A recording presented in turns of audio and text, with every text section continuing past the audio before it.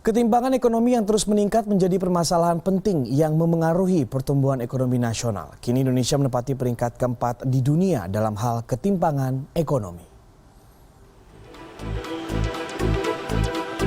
Ketimpangan ekonomi adalah salah satu dari 4 masalah ekonomi nasional yang dikemukakan 100 ekonom yang berdiskusi dengan Presiden Joko Widodo pada Sarasehan yang diselenggarakan Desember 2016 lalu.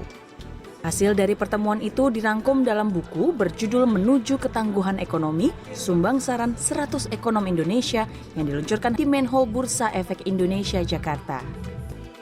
Ketimpangan ekonomi diantaranya disebabkan pengembangan kualitas sumber daya manusia yang tidak merata di setiap daerah. Ini berimbas pada ranking Indeks Pembangunan Manusia atau IPM Indonesia yang menempati ranking 113, berada jauh di bawah Malaysia dan Turki.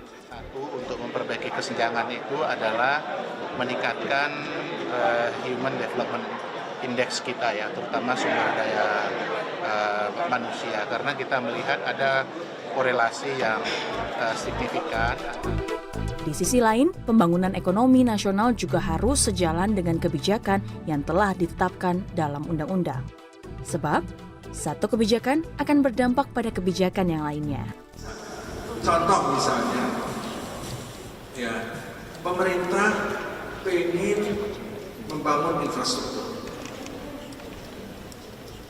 Habis-habisan digenjot uangnya dari APBN. APBN ngambil dari pajak. Pelaksanaannya penunjukan langsung BUMN. Ya, uangnya pinjam dari bank pemerintah. Modalnya diambil dari APBN. Ya.